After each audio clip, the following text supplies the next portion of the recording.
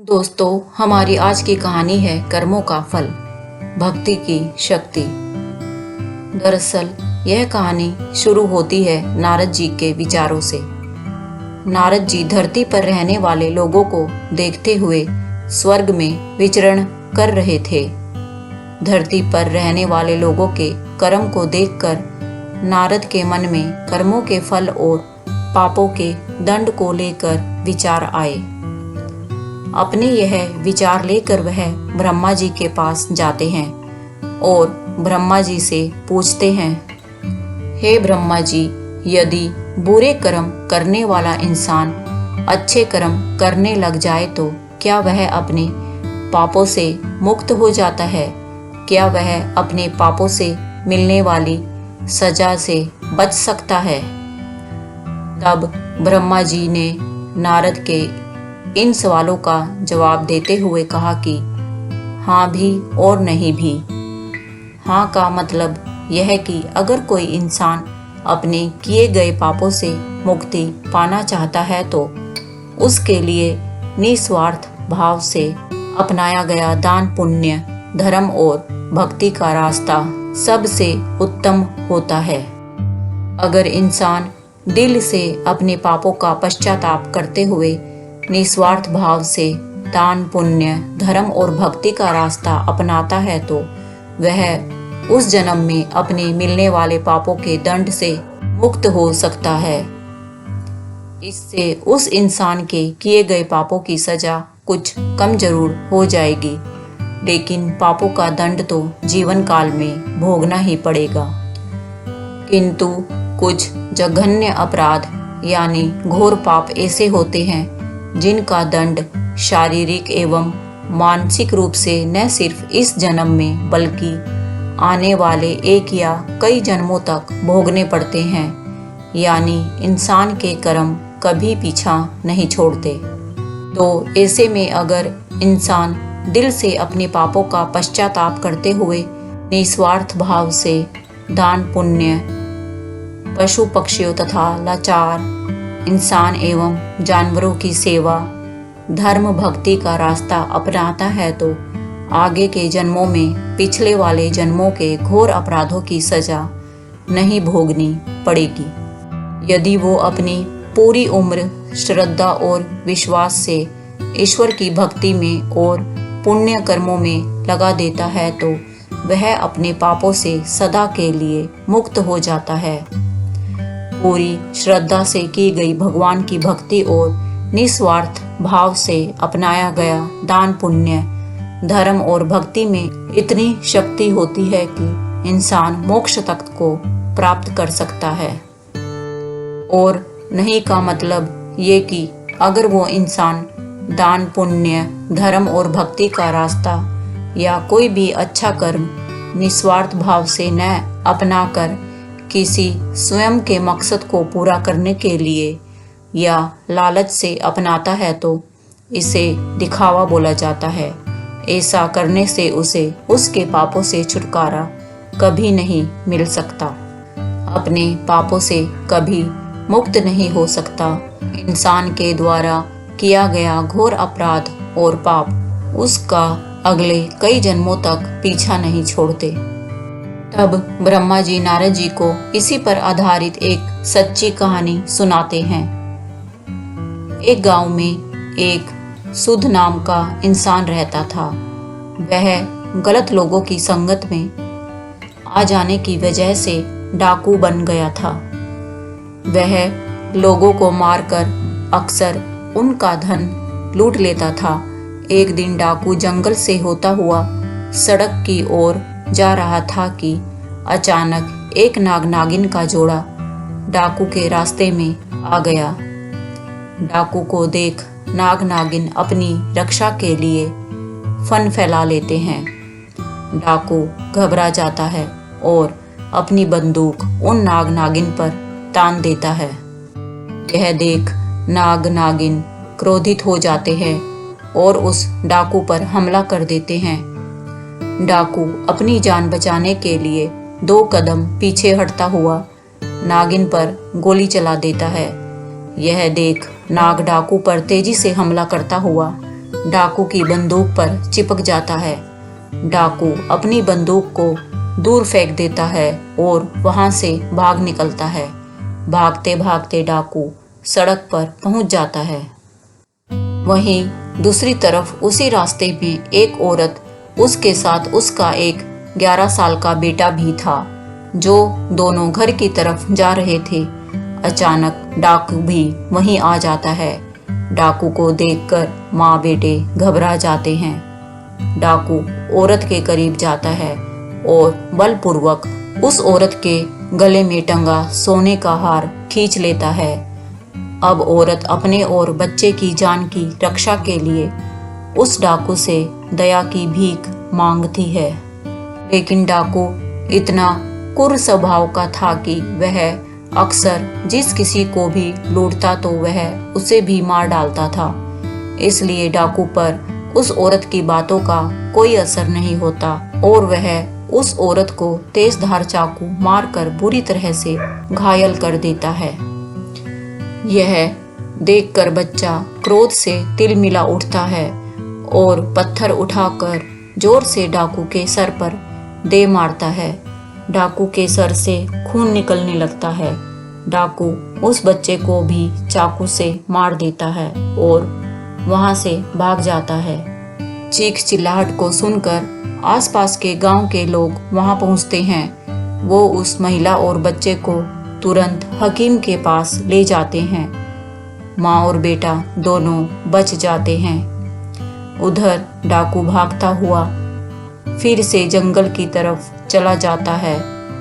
बहुत थक जाने की वजह से डाकू वहीं आराम करने लगता है। दूसरी तरफ नाग डाकू का पीछा करते हुए वहीं डाकू के पास पहुंच जाता है। डाकू सो चुका होता है और इधर नाग अपनी नागिन की मौत का बदला लेते हुए डाकू के पैर को डस लेता है। डाकू दर्द से छटपटाता हुआ वहीं मर जाता है। यह सारी घटना यमपुरी में बैठे हुए चित्रगुप्त और यमराज भी देख रहे होते हैं। डाकू के मरते ही यम के दूत यमलोक से धरती पर डाकू की आत्मा लेने आते हैं। वह डाकू की आत्मा को यमलोक ले जाते हैं। यमलोक में चित्रगुप्त जी अपनी किताब में डाकू के द्वारा किए गए सभी कर्मों और पापों का लेखा जोखा देखते हुए उसे उसके पापों की सजा सुनाते हैं। डाकू की आत्मा को बहुत सारी यातनाएं दी जाती हैं। इसके बाद चित्रगुप्त जी डाकू की आत्मा को बोलते हैं कि जिस 11 साल के बच्चे को तुमने चाकू से मारा था, उस पाप की सजा भोगने के लिए तुम्हारा फिर से धरती पर जन्म होगा और एक पंडित के घर होगा, जहां तुम सिर्फ 11 साल तक ही जीवित रहोगे। दूसरी तरफ एक गांव में एक पंडित रहता था, जिसकी पत्नी को 10 साल से कोई भी औलाद नहीं हुई थी। पंडित भगवान भोलेनाथ का बहुत बड़ा भक्त था। वह रोज भोले बाबा की पूरी श्रद्धा विश्वास से पूजा अर्चना किया करता था। इसके अलावा वह गरीबों और साधु संतों को भोजन भी करवाता था। एक दिन भगवान शंकर पंडित की सच्ची भक्ति और पुण्य कर्मों से प्रसन्न होकर पंडित को दर्शन देते हैं। पंडित भगवान शंकर के दर्शन पाकर बहुत प्रसन्न होता है। भगवान शंकर बोलते हैं, मैं तुम्हारी सच्ची भक्ति से बहुत प्रसन्न हूँ। बोलो क्या वरदान दूँ तुम्हें। पंडित एक पुत्र की मांग करता है। भगवान शंकर तो अंतर्यामी थे। वह भूत भविष्य पहले से ही जानते थे कि पंडित क्या वरदान मांगेगा। इसलिए उन्होंने पंडित को पुत्र देने का वरदान देने से पहले ही यह बता देते हैं कि यह पुत्र सिर्फ 11 वर्ष ही जिएगा, उसके बाद मर जाएगा। यह जानने के बाद भी पंडित कुछ नहीं बोलता, क्योंकि उसे अपनी भक्ति पर पूरा विश्वास था कि भगवान अपने भक्त के साथ कभी अन्याय नहीं होने देंगे। यह सोचता हुआ पंडित पुत्र का वरदान मांग लेता है। भगवान शंकर पुत्र का वरदान देकर वहां से गायब हो जाते हैं। अगले 9 महीने बाद पंडित के घर पुत्र का जन्म होता है। इधर पंडित यह जानते हुए भी कि यह 11 साल से अधिक नहीं जिएगा, फिर भी प्रसन्न रहते हैं। यह बात पंडित घर में किसी से भी नहीं बताते। यह बच्चा वही डाकू है जिसने 11 साल के बच्चे को चाकू से मारा था और अब वह एक पंडित के घर पैदा हुआ जो कि सिर्फ 11 साल ही जिएगा। इधर पंडित अपने बेटे को धर्म, कर्म, पूजा, भक्ति की सभी शिक्षाएं दे देता है। पंडित अपने बेटे का नाम शंकर रखता है। देखते ही देखते दिन बीतते गए। शंकर को 11 साल पूरे होने में सिर्फ 1 महीना ही बचा था। पंडित शंकर के मामा को तुरंत घर बुलवाते हैं और खूब सारा धन देकर काशी जाने को कहते हैं। पंडित धन देते हुए बोलता है कि वहां शंकर के हाथों 28 दिनों तक यज्ञ करवाना, साधु संतों को पूरी श्रद्धा से भोजन करवाना और पूरी विधि अनुसार महामृत्युंजय के मंत्र का जाप करते हुए 28 दिनों तक रोज सुबह भगवान शिव की पूरी श्रद्धा से विधि अनुसार पूजा करवाना। अगले ही दिन मामा और शंकर धन लेकर काशी के लिए निकल पड़ते हैं। काशी पहुंचते ही मामा और शंकर वो सब करना शुरू कर देते हैं जैसा कि पंडित ने बताया था। ठीक 28वें दिन शंकर की हालत अचानक खराब हो जाती है। शंकर के मामा शंकर को आराम करने के लिए अंदर भेज देते हैं। शंकर के मामा जब साधुओं को भोजन करवा के शाम को शंकर के पास वापिस लौटते हैं तो शंकर मर चुका था। यह देख शंकर के मामा जोर जोर से रोने लगते हैं। इतने में यमलोक के दूत शंकर की आत्मा को लेकर यमलोक पहुंचते हैं। यमलोक में चित्रगुप्त जैसे ही शंकर के पाप पुण्य के लेखे की किताब खोलते हैं तो चकित रह जाते हैं और जोर से बोल उठते हैं, असंभव, अद्भुत। ये 2 शब्द बोलते ही चित्रगुप्त कुछ देर तक यूं ही मौन खड़े रहते हैं।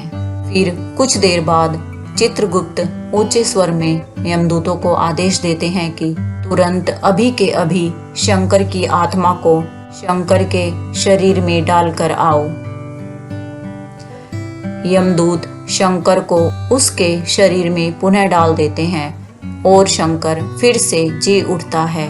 अचानक यह चमत्कार देख कि शंकर के शरीर में हलचल हो रही है, शंकर के मामा की खुशी का ठिकाना नहीं रहता।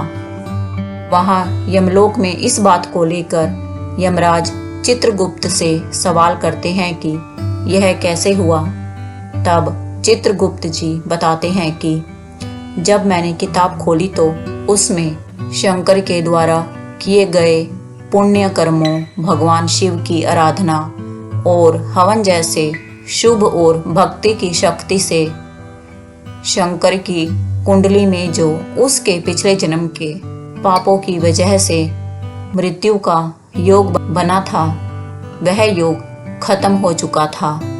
इसी के साथ शंकर के पुण्यों का लेखा सबसे अधिक था, जिस वजह से शंकर की उम्र बढ़कर 90 साल हो चुकी थी।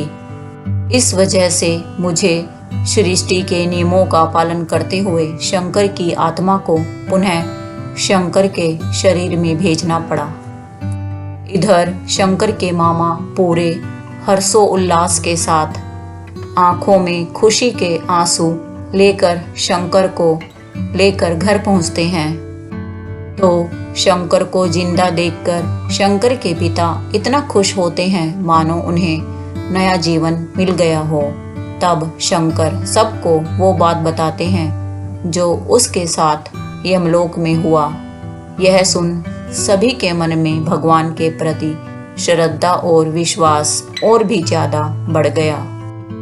इतना बोल ब्रह्मा जी अपनी कहानी समाप्त करते हैं। अब नारद जी को अपने सभी प्रश्नों का उचित जवाब मिल चुका होता है। तो देखा दोस्तों, हमें इस कहानी से बहुत कुछ सीखने को मिलता है। अपने जीवन का उद्धार चाहते हो तो हमेशा प्रभु की भक्ति करो, निस्वार्थ भाव से लोगों की सेवा करो, कभी बुरे कर्म न करो। दोस्तों, उम्मीद है आपको आज की यह कथा पसंद आई होगी। यदि पसंद आई है तो इसे लाइक करो और अपने दोस्तों के साथ शेयर करो, तथा यदि अभी आपने मेरे चैनल को सब्सक्राइब नहीं किया है तो इसे सब्सक्राइब करो। धन्यवाद। मिलते हैं एक और नई कहानी के साथ जल्द ही।